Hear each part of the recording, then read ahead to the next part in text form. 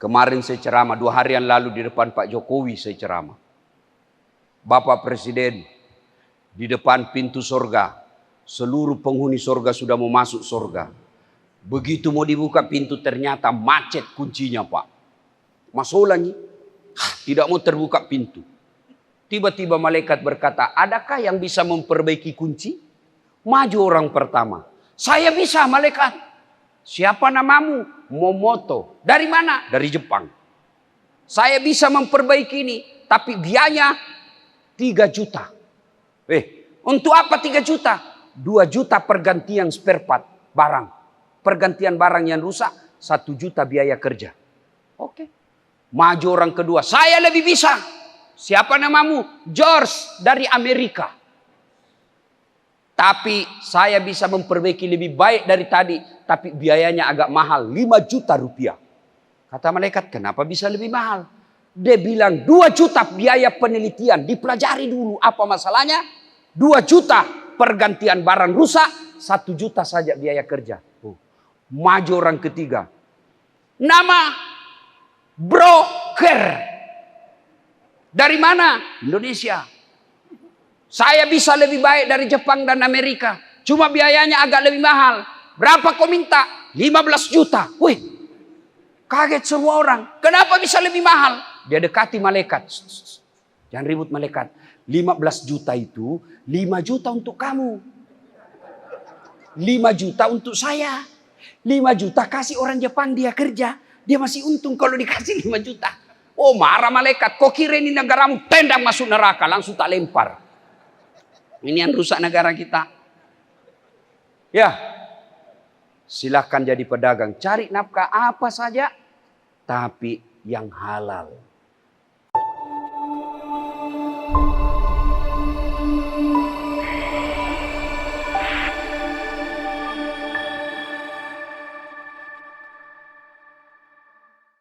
Sahabat Nabi itu dulu Nabi dan para sahabat kalau ada ceramah, langsung dekat-dekat semua. Masapa iwere, masapa baraka. Begitu mulai berdiri Nabi, pada dekat. Kalau di sini saya lihat, Assalamualaikum warahmatullahi wabarakatuh. Pada jauh. Ciri-cirinya itu yang dekat-dekat dinding, itu sudah tua kasihan, bukan karena godaan setan, sudah tua. Jadi wajar kalau dia jauh-jauh cari-cari penyandar, ciri-ciri sudah tua kasihan itu. Bukan zamannya setan, tapi mencari duduk yang nyaman. Ibu bapak, saudara-saudara sekalian. Suatu kali Nabi menuju ke perjalanan. Suatu tempat. Jadi kira-kira dari sini ya sampai ke depan pasar. Kira-kira seperti itulah. Ketika Nabi ke sana, Nabi melewati pemakaman. Tapi bukan pemakaman COVID. Ya. Pemakaman biasa. Waktu Nabi lewat di kuburan itu, kompleks pemakaman, Nabi bersabda, "Ma peri-peri ko, langkahkan kakimu dengan cepat." Langsung sahabat begini semua. Sampai Nabi di tujuan.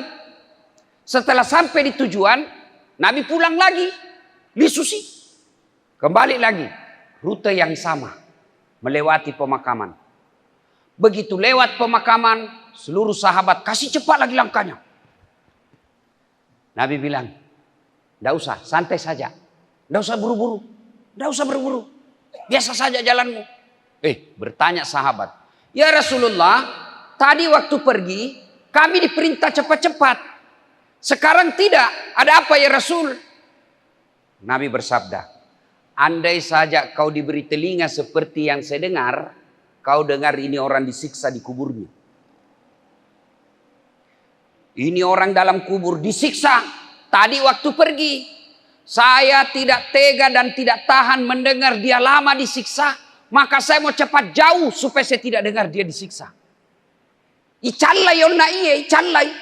Dek na lemuknya waku mangkalingai. Tidak betah saya dengar dia disiksa. Maka saya buru-buru cepat supaya saya tidak dengar. Disiksa ini dalam kubur. Pulang tidak lagi. Ibaratnya tadi waktu pergi didengar ditumbuk kepalanya. Pak. Duk. Nabi kasihan. Pulang tidak ada lagi tumbuk-tumbuk. Lalu sahabat berkata, "Kenapa ya Rasul?" Nah, tadi Allah perintahkan kepada malaikat. Hei malaikat, sudah Mi, jangan lagi kau siksa dia. Hentikan siksaanmu. Kenapa? Tidak mungkin ini orang kusiksa. Anaknya di dunia lagi belajar mengaji, membaca basmalah. Baru anaknya membaca Bismillahirrahmanirrahim. Allah perintahkan, malaikat, sudah, jangan kau siksa ini orang tua. Kenapa mak baca Bismillah? Baru membaca anaknya yang hidup Bismillahirrahmanirrahim. Allah sudah perintahkan kepada malaikat, hentikan siksaan ini orang tua dikubur. Nah, ibu bapak, saudara-saudara sekalian. Terutama bapak-bapak ini yang sudah muka-muka sakaratil maut. Karena itu kalau sholat subuh, pensiun-pensiun yang banyak Pak. Ini saya lihat juga ini. Sudah pada putih rambut, mulai batok-batok. Bapak-bapak, mau bayangkan bagaimana nanti dikubur? Mau bayangkan bagaimana nanti nasibnya bapak dikubur? Lihat anak sekarang. Kalau subuh seperti ini, ada anak datang ke masjid, bapak sudah tenang deh. Tenang Pak. Tapi bapak sudah makin tua, makin sakit-sakit, makin jalan makin susah. Anakmu tidak pernah kau dapati di masjid. Rumahnya memang mewah, pintu-pintunya berlapis emas, proyeknya miliar-miliar, tapi kau tidak pernah mendapatinya dalam masjid berjamaah. Tidak pernah kau dapatinya sholat subuh. Tidak pernah kau dapatinya ngaji. Demi Allah, siap-siap kau sengsara nanti di kuburmu. Tapi kan ada amalku Ustadz. Ada pahalaku Ustadz. Berapa lama bisa bertahan itu pahalamu? Akan habis. Berapa lama kita bisa tahan pahala yang kita buat? Saya sholat Ustadz. Tapi tidak bisa tambah lagi ketika kita sudah dikubur. Saya puasa Senin Kamis Ustadz. Tapi tidak bisa lagi tambah ketika kau sudah dikubur. Saya umroh tiap tahun Ustadz. Begitu bapak masuk kubur tidak bisa lagi umroh. Tapi amalmu yang bisa berlari-berlari terus. Memproduksi terus. Mengalir terus. Nambah terus. Meskipun kau sudah mati. Adalah anak yang soleh dan soleha. Biar bapak sudah tulang-tulangnya hancur. Hilang sudah di muka bumi ini. Tapi selama anaknya masih mengaji. Meninggal anaknya lagi mengaji. Cucu namanya. Anaknya lagi mengaji. Cicit namanya. Anaknya, cicitnya. Tapi begitu bapak meninggal. Bapak tinggalkan anggota DPR yang tukang tipu. Bapak tinggalkan pejabat yang korup. Bapak tinggalkan anak perempuan yang tidak pakai jilbab. Bapak tinggalkan kontraktor yang belum diresmikan perusahaannya sudah ambruk. Rugilah kalian menjadi orang tua. Dan itu hebatnya dia anak soleh. Nggak susah. Bapak mau punya doktor. S3. S1. Sarjana namanya. S2 magister namanya. S3 doktor namanya. S4 teler namanya. Pak, bisa anakmu doktor kalau dia tidak sarjana? Saya tanya, bapak-bapak bisa enggak anak kita doktor kalau tidak sarjana? Bisa saja disebut doktor honoris causa, penghargaan. Tapi itu sedikit sekali. Ibu-ibu, ibu-ibu yang pegang handphone, saya doakan suamimu kawin lagi. Bilang kak tadi simpan dulu HP-mu. Dupai. Bu, Bu, bisa ndak anakmu jadi dokter kalau tidak pernah kuliah fakultas kedokteran? Tidak bisa. Kada bisa. Bujur ulun. Kada kawa. Mana rumah pian? Parak rumah Pak Imam. Saya suka bener itu orang Banjar kalau bicara. Mendayu-dayu. Beda orang Bugis. Kayak kok. Beda tuh orang Bugis itu. Kada manahan belaki Bugis. Dipadahi kadang mah tepe. Bapak saudara-saudara sekalian, ayo. Bisa ndak Bapak Ibu punya anak bupati kalau sedikit yang pilih di wali kota sini? Bisa ndak jadi pejabat anak kita jadi bupati kalau dia tidak ikut pilkada? Bisa? Tolong jawab ini bapak-bapak. Bisa ndak anak kita jadi bupati kalau dia tidak ikut pilkada? Bisa saja. Itu sedikit tiba-tiba meninggal. PJ namanya, pejabat. Tapi mau jadi bupati sulit. Mau jadi dokter ada syaratnya berat. Mau jadi dokter S3 berat lagi. Tidak semua orang bisa. Tapi anak jadi soleh, soleha. Bisa ndak anak kita soleh dan soleha tidak dokter? Bisa ndak? Bisa. Bisa ndak anak kita jadi soleh dan soleha tanpa harus pilkada? Bisa. Bisa ndak anak kita soleh dan soleha padahal orang tuanya miskin? Bisa. Jadi soleh dan soleha anak kita tidak susah, tidak perlu biaya mahal, tidak perlu wajib pilkada, tidak harus sekolah tinggi-tinggi. Cukup ajarkan agama. Belajar agama tidak perlu ke luar negeri.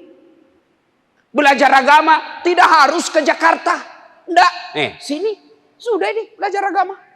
Belajar agama tidak harus di pesantren. Siapa bilang wajib di pesantren anak-anak baru belajar agama? Enggak, saya enggak pernah pesantren, enggak pernah pondok, bisa jadi ustadz. Dan bukan takabur, alhamdulillah sekarang di Indonesia penceramah yang paling banyak penontonnya Dasat Lati. Berapa penonton viewer saya di YouTube sekarang Pak? 184 juta. Sudah lebih penduduk Indonesia sedekahnya. Dan dia tidak pernah mondok. Bagaimana caranya bisa Ustaz? Didik anakmu. Didik anak. Mendidik anak sudah diajarkan. Ini nih, pian-pian sabar rataan. Dia bilang orang, Ustaz bagaimana Ustaz bisa mau cepat bahasa pandai belajar bapender Banjar? Gampang, cari istri orang Banjar, cepat sudah itu. Kada wani. Apalagi kalau istri pertama mau Bugis, gerik kok. Saya bilang coba kutikam kok. Nah, mendidik anak. Kata Nabi, telutu kewajibanna tomatoilo riana nih. 3 kewajiban orang tua kepada anak. Artinya apa? Dosa pian-pian semua kalau kada memberinya. 3. Apa itu? 1. Lahir anakmu kasih nama yang baik. Maka begitu lahir anak, telepon ulama, telepon ustadz. Ustadz, saya lahiran, tolong kasih nama anak saya Ustadz. Kalau bisa jangan ke SMS, jangan ke WhatsApp, telepon sebagai kemuliaannya itu ulama. Ini kamu SMS. Sudah SMS saya lagi kok suruh bayar. Ada juga itu SMS saya Pak. Nomor ini gagal mengirim pesan. Jika Anda setuju membayar Rp460 ketik yes. Kau sudah mau dikasih nama kita lagi kau suruh bayar. Seke. Ya, telepon. Lebih bagus kalau kau sekampung datangi itu ulama. Bukan kau muliakan Dasat Latifnya, tapi kau memuliakan ulamamu. Dan itu ajaran agama. Jangan kalau pejabat kau datangi, kau cium tangannya padahal baru tanda tangan korupsi. Tukang tipu, pembohong, kau muliakan, datang di rumah. Iya Pak, iya. Beleng-beleng. Ustadz, guru, ada anak saya nih. Lahiran, monggo kasih nama Ustadz. Saya mau dia penghafal Quran. Apa nama? Perempuan. Kasihlah nama Hafizah. Karena begitu dipanggil Hafizah artinya wahai penghafal Quran. Semua yang panggil dia doakan anakmu jadi penghafal Quran. Kasih nama yang baik. Jangan nama yang baik nama artis. Apa nama artis itu? Kasih nama ulama. Nah, saya kasih kau nama Khalid. Itu ada sahabat Nabi dulu. Panglima perangnya Umar bin Khattab. Menyebarkan Islam gagah perkasa. Tidak ada satu jengkal pun badannya yang tidak ada bekas perang. Bekas-bekas parang, bekas tombak, bekas panah, penuh badannya. Karena apa? Menyebarkan Islam. Saya mau kau seperti itu nak. Khalid bin Walid. Akhir perempuan. Nak, saya mau kasih kau nama Sumayyah. Siapa Sumayyah? Inilah umat Islam pertama yang mati syahid. Orang Islam pertama yang mati mempertahankan kemuliaan Muhammad sallallahu alaihi wasallam. Disuruh menghina Muhammad tapi diludahi mukanya Abu Jahal. Marah Abu Jahal, dia tombak, meninggal dia Pak, diikat. Saya mau kau seperti itu cintamu kepada nabimu. Kau pertaruhkan nyawamu demi memuliakan nabimu nak. Saya mau kau seperti itu. Lahir anaknya, nak saya kasih kau nama Lionel Messi. Saya mau kau jago main bola seperti Lionel Messi. Lionel Messi baru PC. Bagaimana mau jago main bola? Nah sampai sekarang PSSI selalu ribut. Ribut lagi. Kalah lagi PSM kemarin sama Borneo. Sekali PSM, tetap PSM. Hidup PSM. Ayo, satu kasih nama yang baik. Itulah dulu orang-orang Bugis Pak, kalau dia kasih namanya. Karena kasihan mereka belum tahu kalimat-kalimat Arab. Mereka belum tahu bahasa-bahasa Arab. Maka mereka memberikan nama-namanya anaknya yang ada marwah di dalamnya. Ada harapan besar di dalamnya. Kasih nama, nak, namamu siapa? Latan Ritetah. Itu artinya tidak ada yang berani sama kamu. Nah, saya kasih kau nama Laten Risau. Apa artinya? Tidak terkalahkan. Orang Bugis. Ada juga Ambo-Ambo. Ambo Dale. Murah rezekinya. Ambo Upe. Selalu beruntung. Ambo Saka. Tidak pernah lolos pilkada. Itu orang Bugis kalau banyak anaknya lahir meninggal lagi. Hidup satu. Maka dia kasih namanya Ambo Saka. Enggak? Atau biasa juga ambot tuo. Ada juga ambot tang yang banyak di bengkel. Ambot tang. Kalau dia suka jual perhiasan ambot intang. Macam-macam. Itu harapan, doa. Orang Jawa juga begitu. Saya tidak bisa jelaskan nama-nama Jawa tapi begitu juga pasti. Joko Widodo. Susilo Bambang Yudhoyono. Banyak O-nya kalau orang-orang Jawa. Itu pasti ada harapan di dalamnya. Kasih nama yang baik. Yang kedua, setelah kasih nama yang baik, beri makan. Pandai. Tapi ingat ketika memberi makan anak, halalan, thayyiban, wasi'an. Cari nafkah. Allah tidak larang kau jadi pedagang. Tapi jadi pedagang yang jujur. Jangan kau tipu pembelimu. Datanglah orang kasihan dari Berau ke Samarinda belanja. Begitu sampai di Samarinda, berjam-jam dia jalan dari Berau naik mobil. Seharian macet lagi dengan harapan membeli barang yang bagus di kota Samarinda. Dia tidak beli di Berau padahal dijual. Tapi dia lebih yakin barang di Samarinda lebih baik. Ketemu pedagang tukang tipu. Bagus ini, bujur. Asli, bujur. Demi Allah. Padahal palsu. Sampai kasihan di Berau. Baru 2 bulan dia pakai. Hancur padahal itu uang penderitaannya dibelikan. Ternyata kau tipu. Bagaimana anakmu mau halal? Kenapa? Kau kasih makan anakmu uang haram. Maka anakmu keras hatinya. Kau tipu orang ketika kau berdagang. Allah tidak larang kau jadi kontraktor. Tapi jangan kau menipu proyek. Allah tidak larang kau jadi calo. Tapi jangan menipu orang. Pernah dengar ini, baru-baru ada kisah ini. Kemarin saya ceramah, 2 hari yang lalu di depan Pak Jokowi saya ceramah. Bapak Presiden di depan pintu surga seluruh penghuni surga sudah mau masuk surga. Begitu mau dibuka pintu ternyata macet kuncinya Pak. Masuk lagi, tidak mau terbuka pintu. Tiba-tiba malaikat berkata, adakah yang bisa memperbaiki kunci? Maju orang pertama. Saya bisa malaikat. Siapa namamu? Momoto. Dari mana? Dari Jepang. Saya bisa memperbaiki ini, tapi biayanya 3 juta. Untuk apa 3 juta? 2 juta pergantian spare part barang. Pergantian barang yang rusak, 1 juta biaya kerja. Oke. Maju orang kedua, saya lebih bisa. Siapa namamu? George dari Amerika. Tapi saya bisa memperbaiki lebih baik dari tadi. Tapi biayanya agak mahal, 5 juta rupiah. Kata malaikat, kenapa bisa lebih mahal?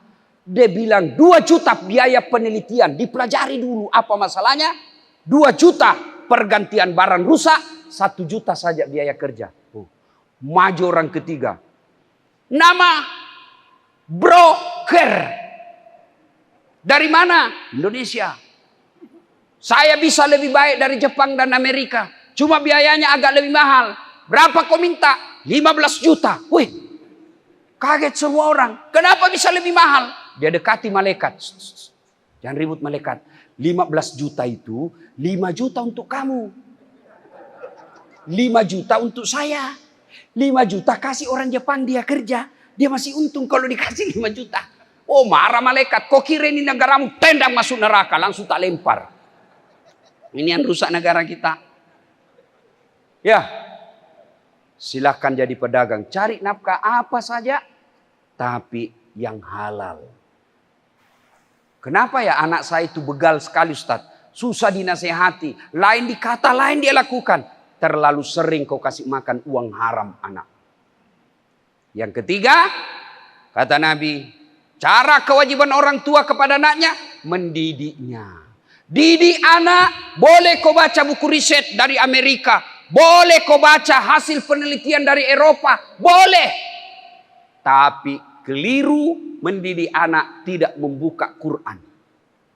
Buka Quran.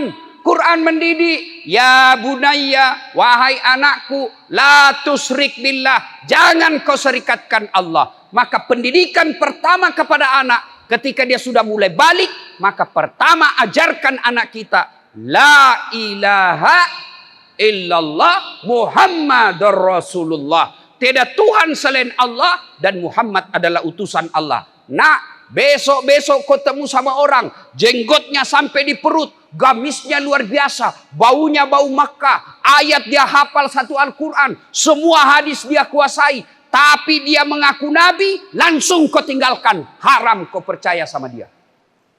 Itu akidah. Nah, besok-besok kau ketemu penceramah, dia hebat dakwanya, hebat ceramahnya, tapi dia mengatakan ada Tuhan selain Allah. Semua agama sama di muka bumi ini. Nasrani, Kristen, Katolik, Yahudi sama saja di hadapan Allah. Tinggalkan kajian itu. Bagi kita orang Islam, la ilaha illallah, tiada Tuhan selain Allah. Allah adalah Tuhannya Islam. Kalau ada yang mengatakan Tuhan ini, Tuhan ini, Tuhan ini, tinggalkan pengajian itu tanpa kau harus maki-maki. Tinggalkan saja. Itu namanya akidah. Ajari akidah anak kita dari kecil. Ada yang hina agamamu nak, kau lebih baik mati daripada orang kau biarkan menghina agamamu. Itu akidah. Nah, ajarkan. La tusyrik billah. Ayat berikutnya dijelaskan dalam surah itu, kamu berjalan di muka bumi nak, jangan kau sombong. Itu kalau Al-Quran itu menjelaskan anak-anak yang hebat.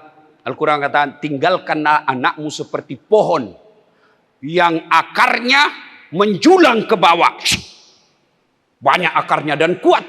Kena angin, kalau pohon kuat akarnya, kena angin paling rebah, naik lagi.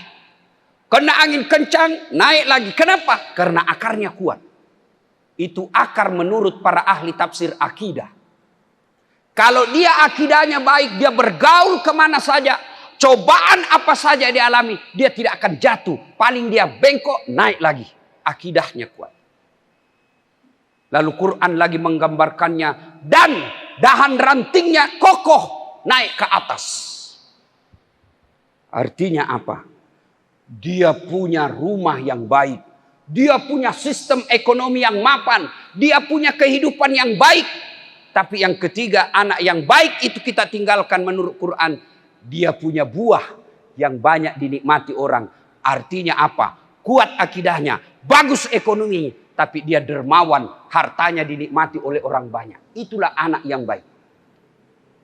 Nah, ibu bapak, saudara-saudara sekalian, setelah kita kasih makan yang halal, kita didik, kasih nama yang bagus, jangan pernah melupakan bahwa hidayah datang dari Allah, maka kita doakan. Selesai sholat bapak doakan, Allahumma rabbi habli minas sholihin. Tidak harus Dasat Latif yang doakan, tidak harus guru kita yang doakan, siapa saja yang doakan boleh, tapi lebih utama dari bibir ibunya yang doakan.